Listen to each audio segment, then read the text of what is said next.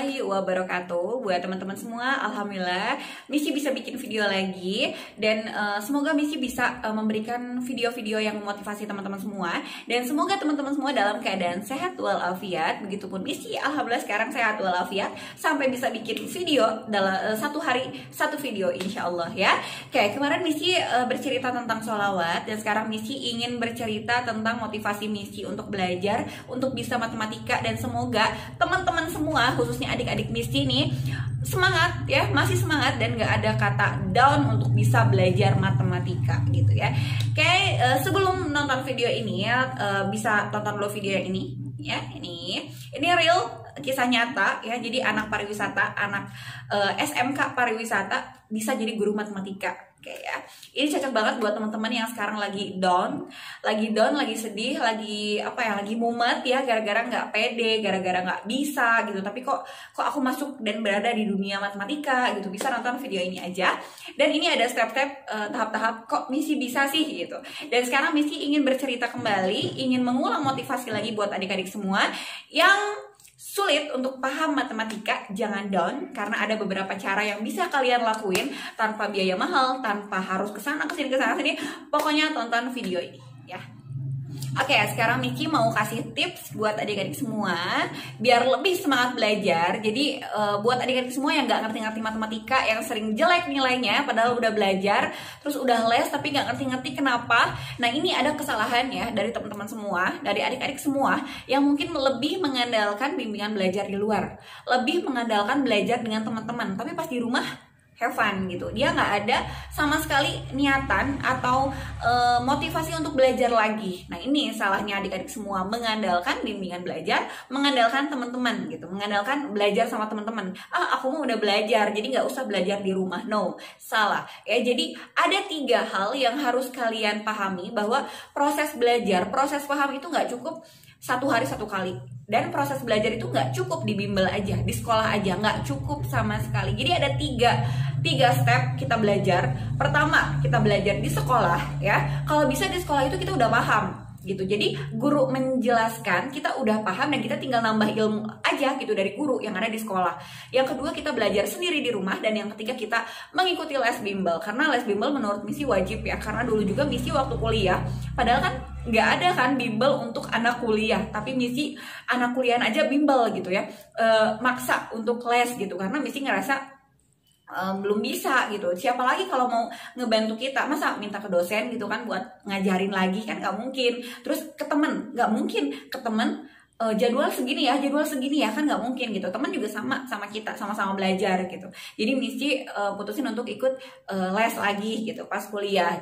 Dan sekarang kalau misalnya terhambat oleh biaya, sebenarnya itu bukannya dihalangan, karena kita masih bisa mengumpulkan gitu, mengumpulkan dari uang jajan. Jadi bukan ada alasan lagi nggak ada uang gitu, kita bisa kumpulin dari sisihan-sisihan kita jajan setiap hari ya gitu.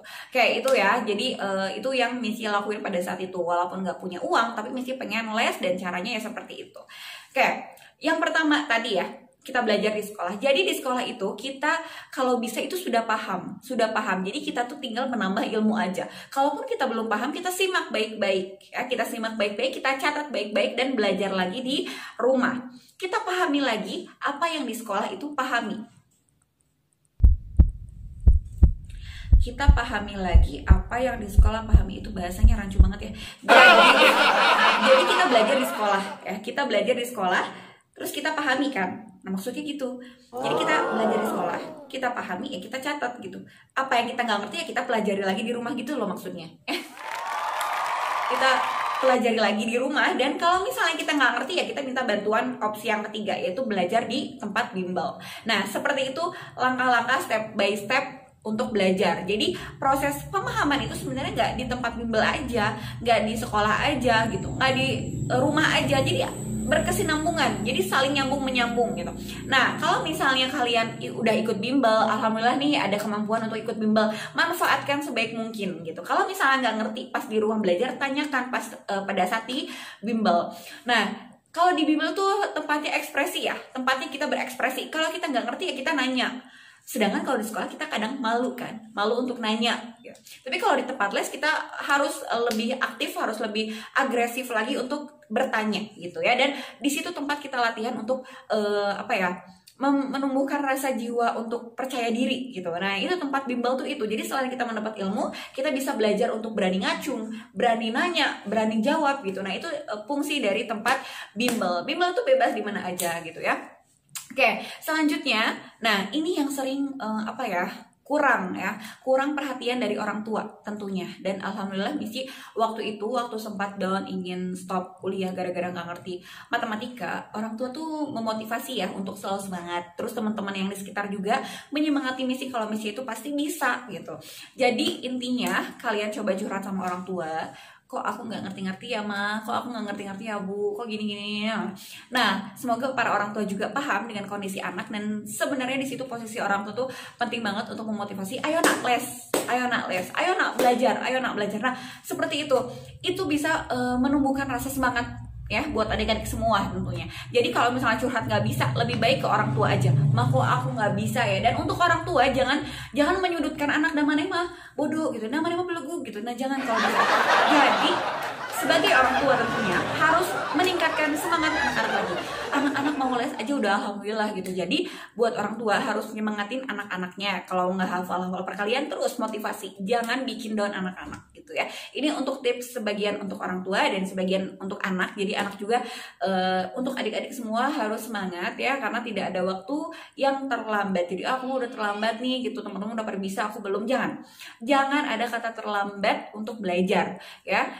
Pokoknya semangat terus buat adik-adik semua. Itu tips dari Teteh ya. Jadi kalian tuh belajar itu ada 3 tahap. Kalaupun sekarang sekolah lagi libur, kalian bisa lebih fokus belajar di rumah dan belajar di tempat bimbel ya. Itu pokoknya yang penting itu semangat buat kalian.